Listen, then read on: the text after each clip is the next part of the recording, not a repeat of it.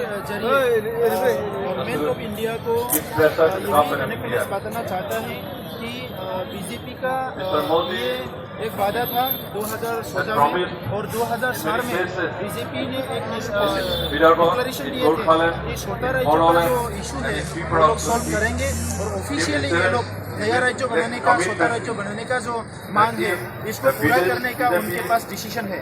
और 2014 में सरकार में आने से पहले मोदी जी का जो टीम था, मोदी जो था, वो लोग वादा किया था कि विदर्भ को वो लोग बना देंगे, बोडोलैंड वो लोग बना देंगे, गोरखालैंड वो लोग बना देंगे और यहाँ जितना भी समस्या है समस्या सॉल्व कर देंगे। लेकिन अभी 5 साल होने जा रहा है, उसी महीने बसे है, लेकिन अभी तक पॉलिसी हम लोग को दिखाई नहीं दे रहा है। तो अभी हम लोग यही पूछना चाहते हैं कि जो अभी वो लोग बोल रहे हैं कि इकोनॉमिक चेंज के बाद, इकोनॉमिक डेवलपमेंट के बाद, क्या इकोनॉमिक को छोड़ के और कोई मुद्दा नहीं है देश में? अभी देशवासियों को ऐसे हालत में छोड़ के आप एक एडवांस कंट्री बनाने का, देश बनाने का आप कैसे सोच सकते हैं? अभी देशवासियों का हालत आप समझिए। आज़ादी के 70 साल के बाद हमारा संस्कृति क्या है, हमारा जमीन का जो स्थिति वो क्या है, हमारा राजनीति जो अधिकार है, जो रिप्रेजेंटेशन है वो कैसा सिचुएशन में है, हमारा शिक्षा का जो सिचुएशन है वो कैसा है, हमारा बाकी जो डेवलपमेंट का इश्यूज है वो कैसा चल रहा है, हमारा प्रोटेक्शन का बात कैसे चल रहा है, ये भी आपको ही देखना है। सिर्फ इकोनॉमिक डेवलपमेंट का बात नहीं होगा। आज़ादी की लड़ाई जब गांधी जी ने किए थे उस समय स्वराज का बात गांधी जी ने किए थे। तो हमारा जो आज़ादी है, ये जो पॉलिटिकल इंडिपेंडेंट है, ये जो अभी क्षेत्रों का जो टेरिटोरियल या जो ज्योग्राफिकल जो इंडिपेंडेंट है, भारत कंट्री तो हो गया है, लेकिन ये इंडिपेंडेंट, ये आज़ादी आधा आज़ादी है, आधे आज़ादी है, ये हाफ इंडिपेंडेंट है। जब तक लोगों को सांस्कृतिक का अधिकार नहीं मिलेगा, जब तक लोगों को सामाजिक अधिकार नहीं मिलेगा, जब तक लोगों को राइट टू इक्वलिटी नहीं मिलेगा, जब तक लोगों को सोचने का अधिकार नहीं मिलेगा, सोच के अपने लिए काम करने का अधिकार नहीं मिलेगा, जब तक लोगों को अपना एस्पिरेशन पूरा करने का मौका नहीं मिलेगा, हम कंप्लीट आज़ादी नहीं बोल सकते हैं। तो इसीलिए NFNS जो है एक अम्ब्रेला ऑर्गेनाइजेशन है, ये सारा भारत में जितने भी राज्य मांगने वाले हैं, त्रिपुरा से लेके, विदर्भ से लेके, बोडोलैंड से, गोरखालैंड से लेके, कार्बी आंगलंग से लेके कुकीलैंड, जितना भी है ये इकट्ठा होके ये NFNS जो ऑर्गेनाइजेशन इसको बनाया है। अभी हम लोग का मूवमेंट कंटिन्यू हो रहा है, आने वाले समय में भी ये आंदोलन कंटिन्यू होगा। 2019 के जो चुनाव है इसमें नेशनल फेडरेशन का रोल क्या होगा वो तैयार करेंगे। आने वाले दिसंबर के 6 और 7 में कोकराझार में NFNS का कॉन्फ्रेंस होगा।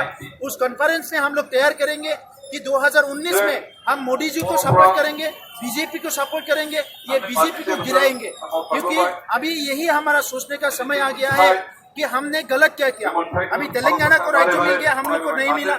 उत्तराखंड, झारखंड, छत्तीसगढ़ राज्य बन गया, हम लोग को राज्य नहीं मिला। उत्तराखंड का तो हम लोग दिखा भी नहीं था।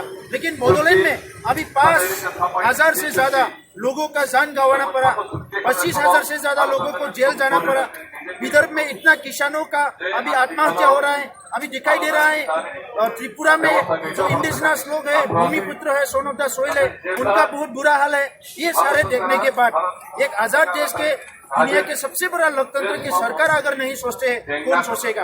तो इसीलिए हमारा यही प्रश्न है कि वो लोग ने क्या किया, जिनको राज्य मिल गया, हम लोग क्या नहीं कर पाया? आप बताइए, क्या वो लोग किया, हम लोग क्या नहीं किया? अभी इसीलिए हमारे जब तक ये सेपरेट स्टेट नहीं बनेगा, हमारा लड़ाई कंटिन्यू होगा। हम लोग हिंसा नहीं करना चाहते, हम लोग किसी से कॉन्फ्लिक्ट नहीं करना चाहते, लेकिन ये गांधी जी का जो देश है, यहाँ अगर नॉन वायलेंट के आवाज नहीं सुनेगा, नॉन वायलेंट के आवाज नहीं सुनेगा, इससे बड़ा दुख का बात और कुछ नहीं होगा। तो लोकतंत्र को हम लोग सम्मान करते हैं, नॉन वायलेंट को हम लोग सम्मान करते हैं, और इसके साथ ही हम ये देश का जो स्पिरिट है वो हमारा भी स्पिरिट है। अभी इंडिया में, भारत में बोडोलैंड नया राज्य गठन करने से भारत का कुछ नुकसान होगा नहीं। हमें यही बोलना है कि बोडो लोग जो है ये भारतीय है, हमारा जो सोच विचार ये भारतीय है।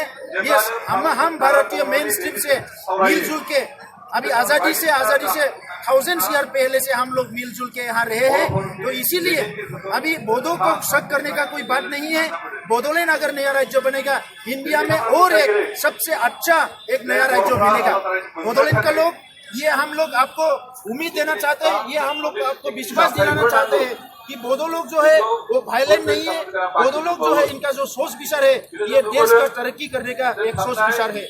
तो इसीलिए बोडोलैंड को आप मत छोड़ दीजिए, जल्दी से जल्द बोडोलैंड बना दीजिए। वहाँ बहुत अच्छे इंसान रहते हैं, वहाँ के संस्कृति बहुत अच्छे हैं, वहाँ के लोग बहुत अच्छे हैं। वहाँ हम लोग हिंदू मुस्लिम, वहाँ हम लोग बोडो नॉन बोडो सब लोग मिलकर एक साथ रहेंगे और एक अच्छा राज्य हम लोग बनाएंगे।